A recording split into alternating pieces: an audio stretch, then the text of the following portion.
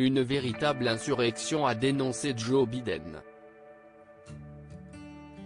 Mercredi 6 janvier, le Congrès américain s'était réuni au Capitole à Washington pour certifier les résultats de l'élection présidentielle américaine qui donne le candidat démocrate vainqueur, faisant ainsi de lui le 46e président des États-Unis.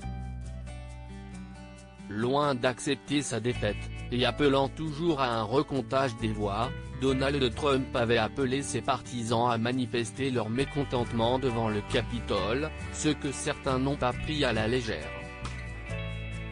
En effet, plusieurs manifestants ont pris d'assaut le bâtiment, semant le chaos dans ce haut lieu de la politique américaine.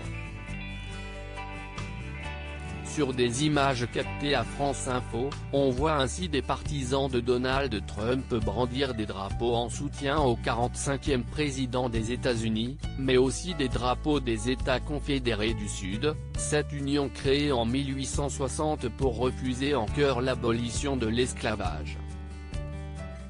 Certains d'entre eux ont même réussi à s'introduire dans le bâtiment, envahissant ainsi les couloirs et les bureaux pendant plusieurs heures avant d'être évacués par les autorités qui ont procédé à pas moins de 52 arrestations.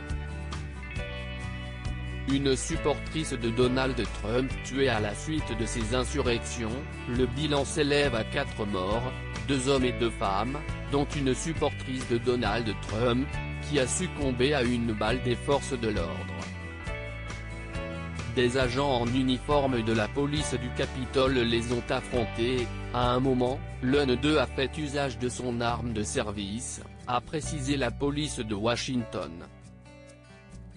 Les 3 autres personnes sont mortes aux alentours du Capitole d'urgence médicale distincte, a déclaré Robert Conté, sans donner plus de détails ni dire s'il s'agissait de participants aux manifestations.